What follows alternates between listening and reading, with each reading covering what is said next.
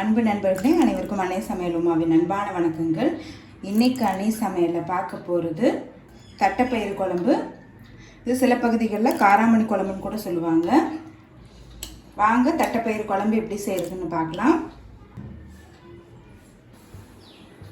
1/2 cup தட்டைப்பயிறு 2 மணி நேரம் ஊற வச்சு எடுத்து வச்சுருக்கேன். இப்போ இதை சேர்த்துக்கலாம். இப்போ இன்னும் கொஞ்சம் தண்ணி சேர்த்துக்கலாங்க. ஊற வைக்க மறந்துட்டிங்கன்னா கடாயில் 3 நிமிஷம் வறுத்துட்டு அதுக்கப்புறம் வேக வைங்க.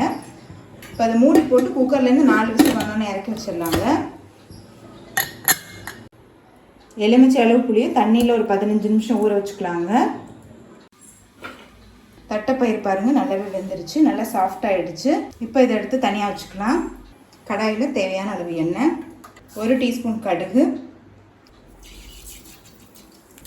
கொஞ்சம் உளுந்து, கொஞ்சம் வெந்தயம், 1/4 டீஸ்பூன் அளவு போட்டால் போடுங்க. கொஞ்சம் கருவேப்பிலை, கொஞ்சம் பெருங்காயம், ஒரு வெங்காயத்தை சேர்த்துக்கலாம்.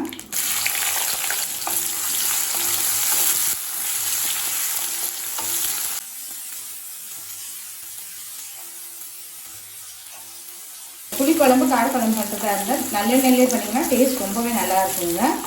கொஞ்சம் பூண்டு, சின்ன பூண்டாக இருக்கனால 7-8 போட்டிருக்கேங்க. பெருசாக இருந்ததுன்னா ஒரு 4 போட்டுக்கோங்க. அடுத்தது 2 தக்காளி சேர்த்துக்கலாங்க.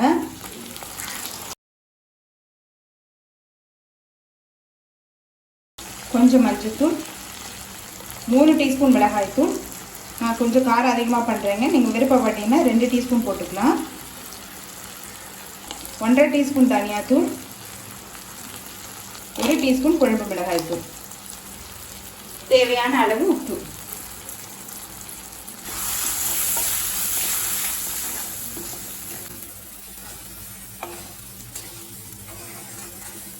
குழம்பு மிளகாய்த்தூள் சேர்க்கறதுனால குழம்பு டேஸ்ட் ரொம்பவே நல்லா இருக்கும்.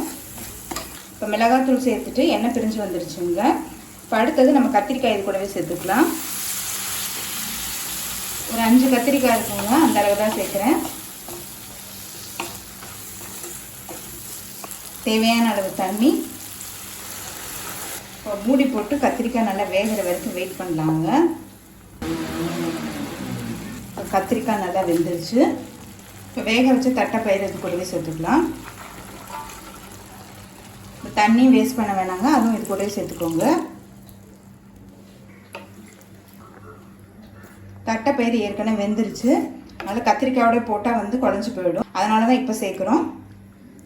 இப்போ தட்டைப்பயிறு சேர்த்துட்டு ஒரு 1 நிமிஷம் ஸ்லோவிலே இருக்கட்டும். இப்போ நம்ம கரைச்சி வச்சுருக்க புளி கரைசல் இது கூடவே சேர்த்துக்கலாங்க.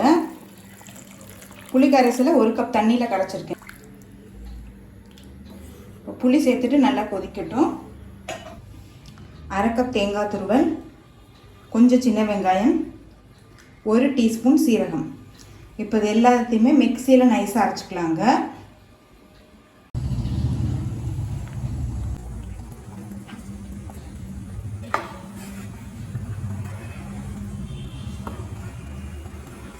அரைச்சி வச்சுருக்க தேங்காய் விழுதை இது கூடவே சேர்த்துக்கலாம்.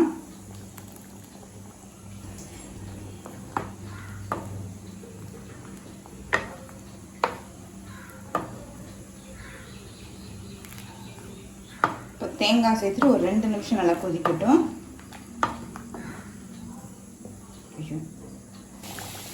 இப்போ தேங்காய் சேர்த்துட்டு நல்லா கொதிச்சிருச்சுங்க. குழம்பு பாருங்கள் நல்லாவே திக்காகிடுச்சு.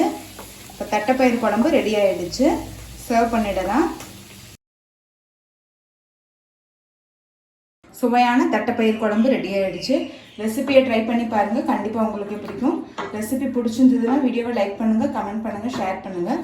இது வரைக்கும் அன்னை சமையல் சேனலை சப்ஸ்கிரைப் பண்ணாதவங்க சப்ஸ்கிரைப் பண்ணுங்கள். தேங்க்யூ.